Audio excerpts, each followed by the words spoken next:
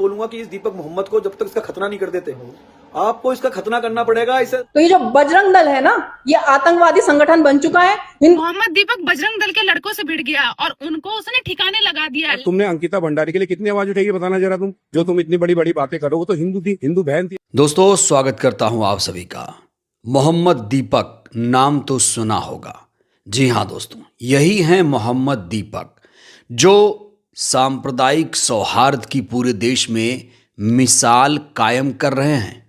इस समय देश के कोने कोने से मोहम्मद दीपक को लोग फ़ोन कर रहे हैं, बधाई दे रहे हैं, बहुत सारे लोग गिफ्ट भेज रहे हैं, पैसों से भी मोहम्मद दीपक की मदद की जा रही है। क्यों?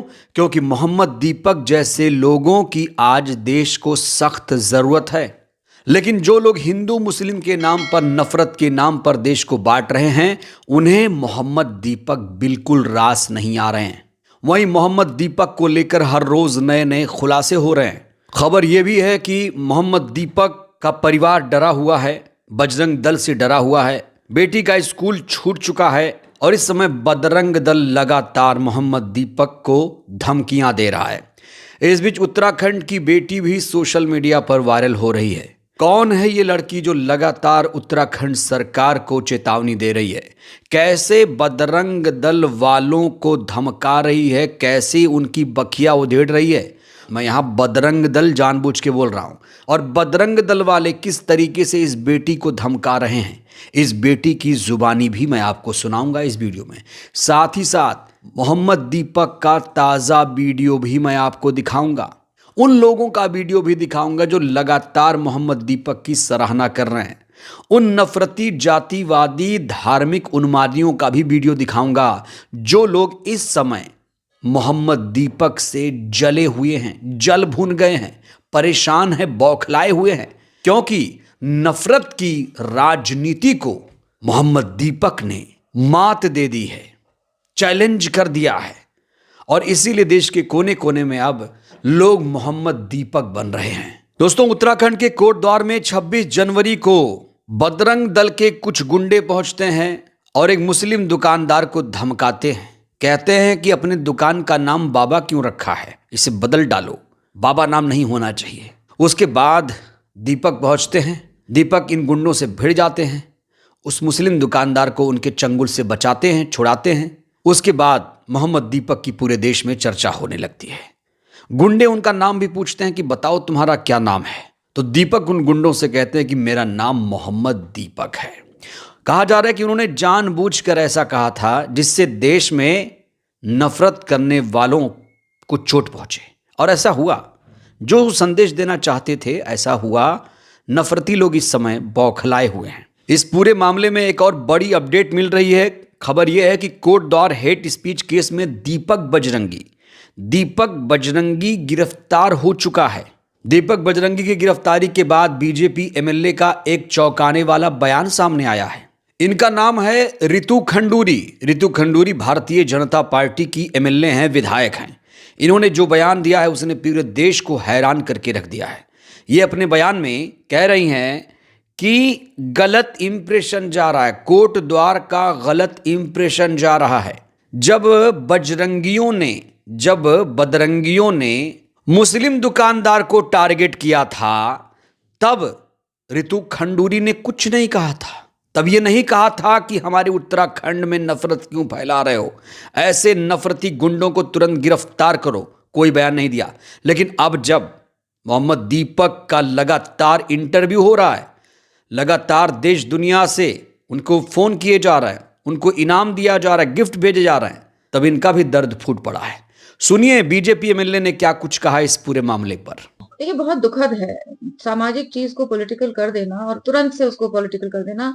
ये चीजें गले नहीं उतरती हैं। इसमें हर तरह का व्यक्ति अब कूद गया है और इस तरह की बातचीत हो रही है ऐसे कि कोटद्वार में रहना दिक्कत की बात है। ये बिल्कुल गलत इंप्रेशन जा रहा है पूरे भारतवर्ष में और मैं इसका खंडन करती हूँ। हमारा सौहार्दपूर्ण शहर है, बहुत अच्छा शहर है, एक दूसरे के साथ हम लोग सब प्रेम प्यार से रहते हैं। इंसिडेंट्स होते हैं और ये नहीं है कि कहीं और नहीं होते, इंसिडेंट्स होते हैं, लेकिन उसको इतनी पूरी तरीके से पॉलिटिकल पॉलिटिकल कर देना। लगातार इंटरव्यूज हो रहे हैं, पता नहीं कौन कौन पहुंच रहे हैं, क्या करने पहुंच रहे हैं, क्या वो वहां मसला खत्म करने पहुंच रहे हैं, सुलझाने पहुंच रहे हैं, या उसको और उलझाने पहुंच रहे हैं। कुछ समझ नहीं आ रहा है कि किस तरह की नैरेटिव फैलाई जा रही है, और बिना बात के कोई कारण नहीं होना चाहिए इस तरह का। हम सक्षम है हम सुलझाने में। आपसे हाथ जोड़कर निवेदन करते हैं कि कोर्ट द्वारा आना बंद करिए। तो यहां पर आपने भारतीय जनता पार्टी के एमएलए को सुना। कहा जा रहा है कि अगर यह घटना किसी दूसरे राज्य में हुई होती तो मोहम्मद दीपक को अब तक सम्मानित किया जाता, उन्हें हीरो की तरह सरकार पेश करती, लेकिन अभी तक पुष्कर धामी सरकार की ओर से मोहम्मद दीपक को कोई भी मदद नहीं की गई। मदद करना तो दूर की बात, कहा जा रहा है कि उत्तराखंड सरकार जो है मोहम्मद दीपक की इस शैली से बिल्कुल भी खुश नहीं है।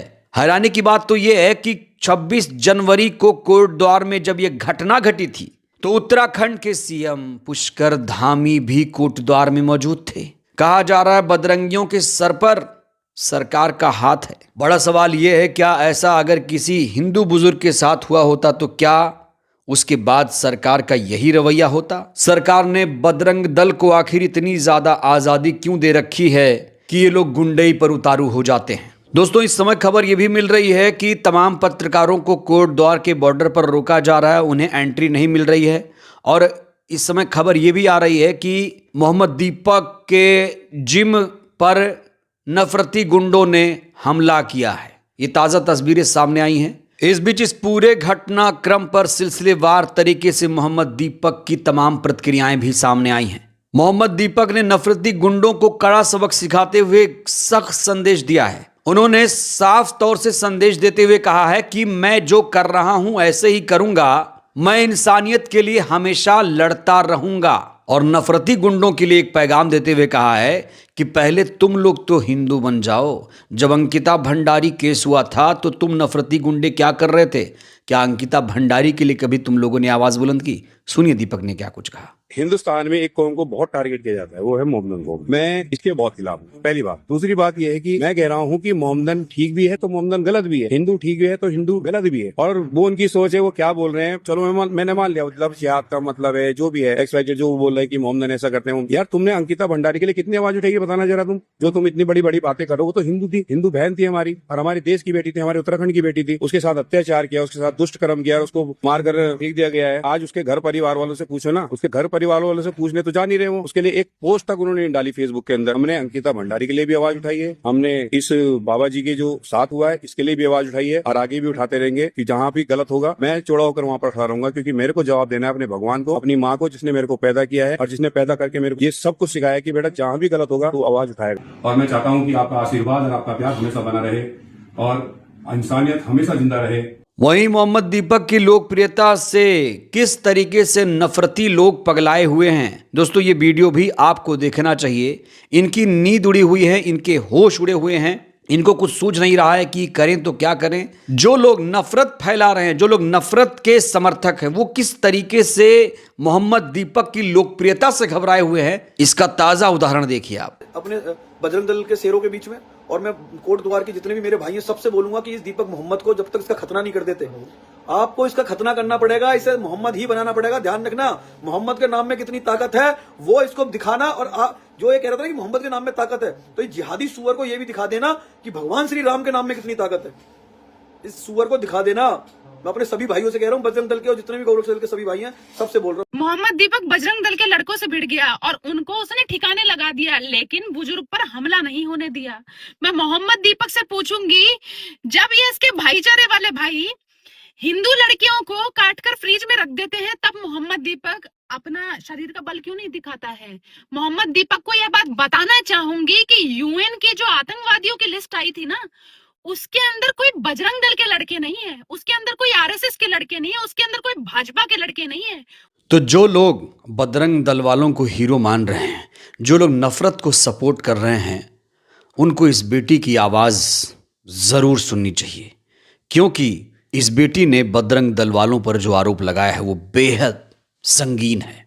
दोस्तों, कहा जा रहा है कि इस लड़की को बजरंग दल वाले लगातार धमकियां दे रहे हैं। कहना नहीं चाहिए, वो भी करने की धमकी दे रहे हैं। बजरंग दल वालों पर, नफरती गुंडों पर किस तरीके से इस बेटी ने आरोप लगाया, ये बेटी अब तक क्या क्या सह रही है, किस तरीके से इसके परिवार को परेशान किया जाता है, बजरंग दल वालों का कच्चा चिट्ठा इस बेटी ने खोला है। उत्तराखंड की रहने वाली स्वाति नेगी इनका नाम है। देखिए जरा। तुम लोग भी आतंकवादी हो। तो ये जो बजरंग दल है ना, ये आतंकवादी संगठन बन चुका है। हिंदू धर्म के इतने संरक्षण बनते हैं।